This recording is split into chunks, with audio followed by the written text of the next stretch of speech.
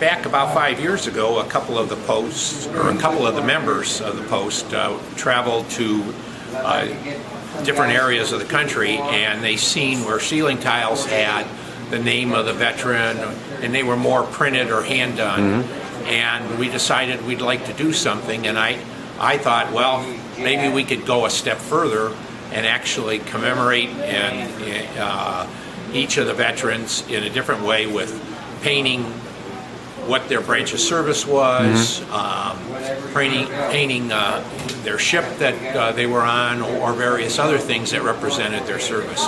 Enlisted when he was 14 at the beginning of the war, and when he was discharged, he got out when he was 18, right after the war.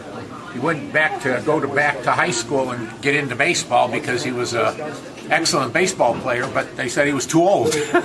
He had very severe wounds over there, and is still suffering from those wounds. Stevens was at the Chosen Reservoir.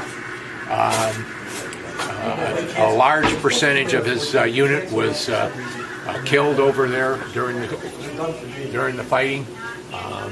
But he was the quiet, most reserved person you could ever meet. And, never talked much about what he went through, but he went through hell. Bernie was a lieutenant colonel when he got out of the service, flying bomber missions in World War II. My son, who happens to be an artist, he was volunteered to go ahead and do the paintings. We have 109 ceiling tiles now painted, and still more requests coming in from World War II to current. And it's a great way to honor the veterans, and for those that come in, it's a great way to just start discussions with other veterans that come in and visit the post. How long does it take him to do a tile, your son? It varies. It could be 2 to 3 hours or 4 hours or more, depending on the detail. Some of the battleships or the carriers are much more detailed. A lot in the Army, tanks, helicopters, a variety of other types of ceiling tiles that are interesting and fun to look at. Have you ever been stumped for a design? What to come up with? No, not really, no. Sometimes it takes a while to search the internet to find, especially on some of the older patches or units, to go back to World War II or Korea and dig up some of those disbanded units, or and figure out what the images that they used for their units. Okay.